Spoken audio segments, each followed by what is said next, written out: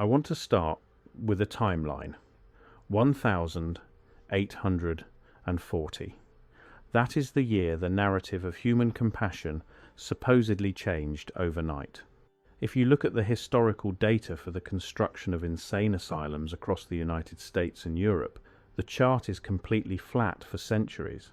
For hundreds of years, people who suffered from mental fragility, confusion, or trauma were cared for at home, in their communities, or in very small local wards. And then, right around the 1840s and 1850s, the line shoots vertically into the sky. In a span of just a few decades, massive, monumental structures were erected across the continent. Palaces of brick featuring sprawling wings, towering spires, and miles of underground tunnels suddenly appeared in empty fields and quiet countrysides. They were built to hold thousands upon thousands of people. The official history, the one you read in medical textbooks and historical summaries today, says this was an era of compassionate reform. We are told the state suddenly, out of the goodness of its heart, decided to spend astronomical sums of money to build architectural masterpieces to care for the vulnerable during the stress of the Industrial Revolution. We are told this was a triumph of modern medicine. And for most of my life, I accepted that. I didn't question it. Why would I? It's on the historical plaques bolted to the rusted gates of these abandoned buildings. It's the kind of fact you absorb passively, without resistance, without asking the math. But then I started looking at the sheer physical volume of the people being locked away. I started looking at the intake ledgers, and once I did, the official story collapsed. Before we go any further, I need to briefly return to something I covered in the previous videos in this series. And if you haven't seen them, I'll link them below, because what follows won't carry its full weight without that foundation. In those episodes, we explored the sudden, unexplained disappearance of old world architectural knowledge, the 4-2-ton monoliths, the impossible geometry of the American earthworks, the buried cities of the Amazon that vanished from the human record in the mid-19th century. We looked at the concept of a knowledge extinction event, a period where a sophisticated pre-industrial civilization was quieted and its physical remnants were either repurposed, buried, or destroyed to make way for the modern linear narrative of human progress. We looked at stone, we looked at earth, we looked at the jungle. Today, we are looking at the people. Because here is what the official account of the 19th century asylum boom glosses over: the staggering continental scale of the incarceration. We are not talking about a few dozen hospitals. Before the end of the 19th century, hundreds of these colossal institutions were operating at maximum capacity, pulling in hundreds of thousands of adults. The explanation is tidy, the timeline is clean. But then I started pulling on threads that didn't belong to that story. Because the real anomaly isn't just the buildings, it's who was put inside them. If you go back to the original source material, not the modern interpretations, but the actual county intake books, the admission ledgers from the 1850s, 60s, and 70s, a pattern emerges that is so consistent and so bizarre that it demands an explanation. As the new industrial society aggressively expanded, laying railroad tracks over ancient mounds and tearing down classical architecture to build factories, the authorities were quietly rounding up specific segments of the population. When you read the handwritten reasons for admission in these 19th century ledgers, you do not just see clinical medical diagnoses. You see words like confusion, you see wandering, you see loss of memory, you see inability to adapt to the modern world, and most notably, hidden in the margins of these dusty books, you see accounts of patients suffering from delusions of a past life, or speaking of cities that do not exist. Now, I'm not going to stand here and tell you that mental illness wasn't real in the 19th century. Trauma was real, disease was real, people suffered, and many truly needed help. I understand all of that.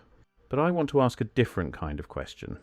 Not whether every single admission was flawless, but why this specific demographic anomaly? Why the sudden, desperate need to isolate hundreds of thousands of healthy adults behind massive stone walls at the exact same time the history books were being aggressively rewritten?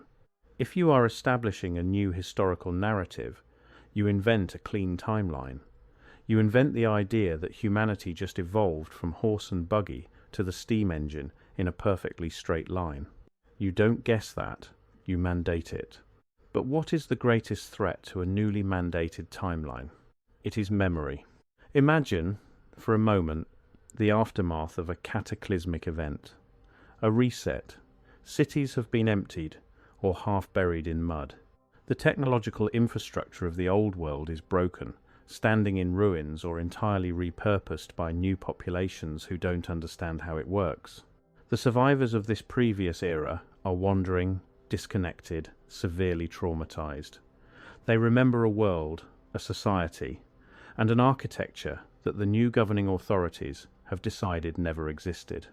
If you want to erase an empire, it is not enough to simply knock down its buildings. You have to silence the witnesses. And for a brief window in the mid-19th century, before the institutional narrative solidified, this process of silencing was happening in plain sight. If you're finding this worth your time, and I hope you are, consider subscribing or becoming a YouTube member. This series goes places that most channels won't touch, and having you along for it means everything. Now, back to the ledgers, because this is where the timeline gets deeply disturbing. I want to return to the establishment of the psychiatric profession itself, because I think we've been looking at their role from the wrong angle. In the mid to late 19th century, the medical consensus on insanity was locked in. It was directed by influential figures who believed in a strictly linear progression of human civilization, and anyone who could not adapt to the grueling mechanized reality of the new industrial age was deemed defective. To them, the idea that a massive portion of the population held inherited trauma from a fractured past, or possessed memories of a society that predated the current one, was not just a medical curiosity, it was institutionally dangerous. It threatened the entire social and economic framework of the 19th century reset.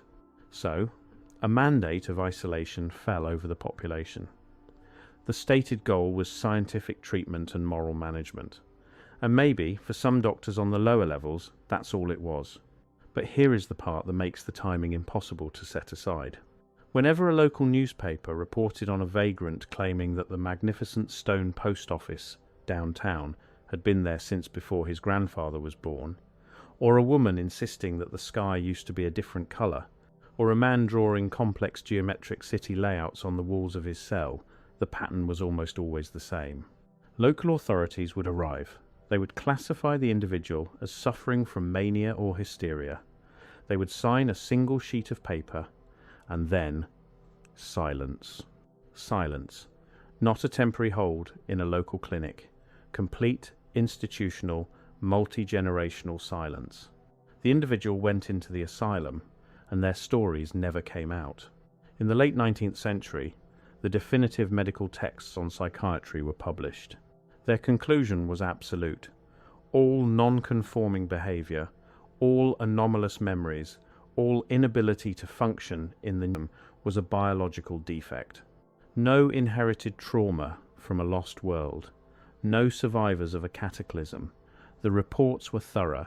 They were authoritative. They were the final word. But if you read the actual history of how these institutions operated, you realize what the 19th century asylum system truly was. It was not a hospital network. It was a filter. Once you were committed, your property was legally seized. Your children were taken and often placed on the famous orphan trains, shipped across the country to be raised by strangers, taught a new language, and given a new sanitized history book. The adults who remembered the old world were locked away, and their children were reprogrammed. It was a perfectly designed system to create a clean slate. And I want to talk about what happened inside those walls, because this is the part of the asylum conversation that most people skip past, and I think it's the most important part. You cannot go to the modern medical establishment today and ask them about the true nature of 19th century psychiatric treatments without hearing the word barbaric. The casual response is, of course it was barbaric. They just didn't know any better back then. But I am not talking about misguided medicine. I am talking about an engineered erasure. We are told that treatments like electroconvulsive therapy, insulin coma therapy, forced hydrotherapy, and eventually lobotomies were earnest attempts to cure the mind. But look at the actual results of these procedures. They do not cure. They erase. They induce amnesia. They shatter the personality. They wipe the hard drive.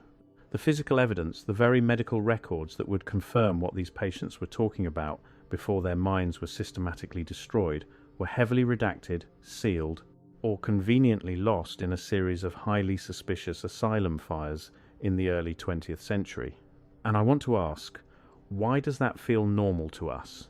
We accept that a newly industrialized society systematically rounded up hundreds of thousands of people, subjected them to memory-wiping trauma, locked the records away, and we simply nod along.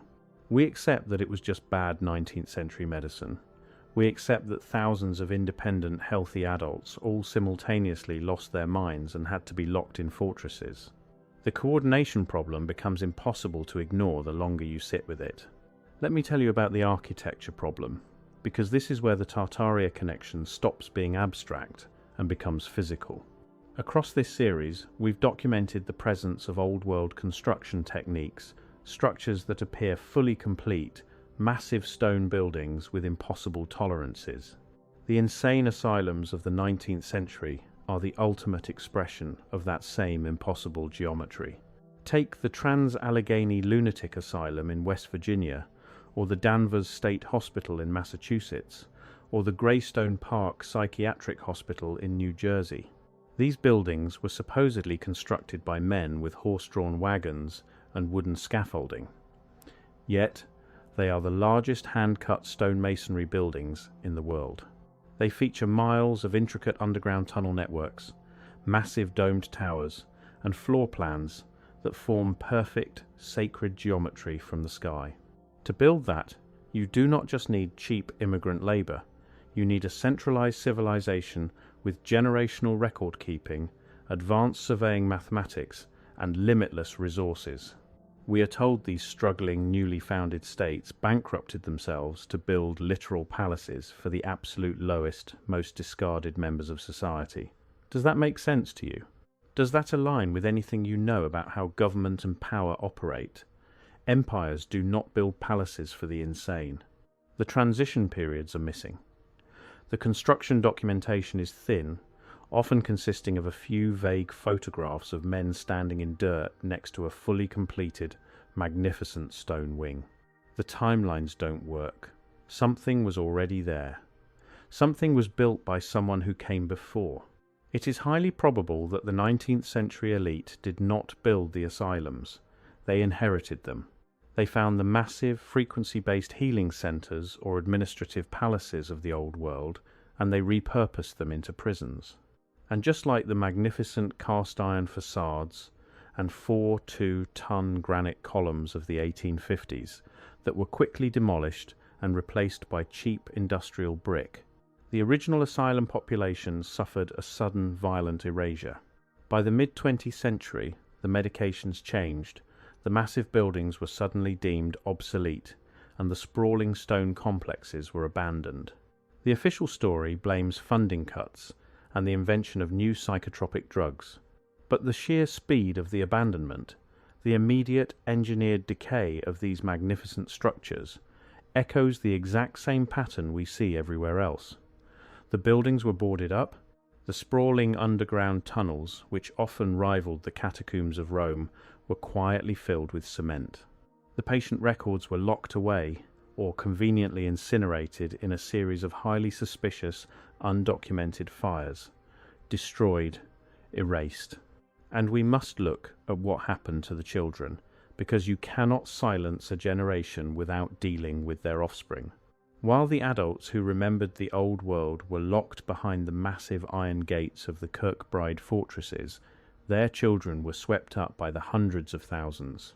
They were placed on what history now calls the orphan trains, shipped across the continent to be raised by strangers, stripped of their family names, taught a new language, and given a newly printed, sanitized history book. The adults were contained. The children were reprogrammed. It was the perfect, inescapable system to create a clean slate, the ultimate reset of human memory. The silence, when you start listening for it, is everywhere in this story. No serious mainstream academic discussion of the impossible architectural scale of these 19th century hospitals. No institutional curiosity about the millions of healthy adults diagnosed with delusions of a past life. No explanation for how a struggling, post-cataclysmic society supposedly engineered continent-spanning fortresses of healing only to use them as torture chambers. The silence isn't accidental. Silence on this scale, across this many disciplines, maintained for this long, that's not an absence of evidence. That's a shape. And that shape suggests something. I'm not going to tell you what it suggests. I think you already feel it.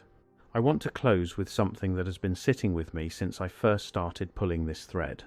If we accept provisionally, carefully, with all appropriate skepticism, that before the current paradigm, the world was home to a civilization capable of continental-scale geometric planning and frequency-based architecture.